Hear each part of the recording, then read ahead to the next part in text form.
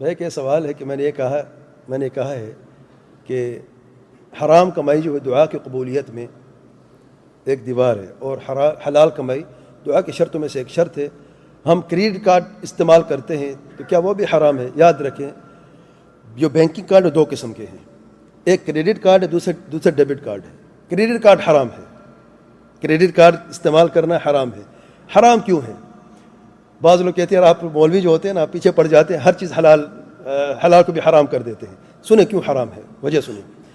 Credit card جو ہے، آپ اس میں جو ایک خصوصیت کریڈٹ کارڈ جو ڈیبٹ کارڈ میں نہیں ہے، یہ خصوصیت ہے کہ آپ کا جو اکاؤنٹ ہے بینک میں، اس سے زیادہ بھی کوئی چیز خرید سکتے ہو، بشرط ایک خاص مدت تک، غالباً مہینہ ہوتا ہے، اس کے اندر آپ نے پیمنٹ نہیں کی، پھر اس پہ سود لگتا ہے۔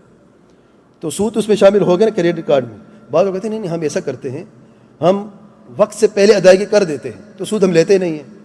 یاد رکھ، قاعدہ یہ ہے، جس کانٹریکٹ میں حرام شامل ہو اس کو سائن کرنا ہی حرام ہے۔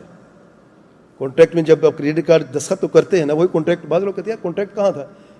جب کریڈٹ کارڈ آپ لیتے ہیں دستخط کرتے ہیں کہ نہیں کرتے؟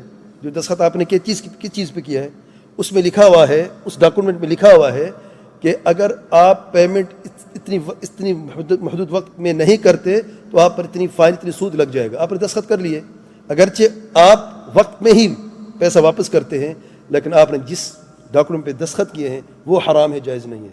تو کریڈٹ کارڈ حرام ہے۔ میں جانتا ہوں اکثر جو مسلمان ہیں وہ اس میں مبتلا ہو چکے ہیں۔ آپ ڈیبٹ کارڈ لیں، ڈیبٹ کارڈ کا استعمال کرنا حلال ہے، کیونکہ اس میں سود سے کوئی تعلق نہیں۔ آپ اپنا ہی پیسہ نکالتے ہیں، اپنا ہی پیسہ جو ہے وہ استعمال کرتے ہیں۔ واللہ اعلم۔ جو بینک میں کام کرتے تو حرام ہے، پہلے میں کئی مرتبہ کہہ چکا ہوں، بینک میں کام کرنا حرام ہے، ان کی انکم بھی حرام ہے، جائز نہیں ہے۔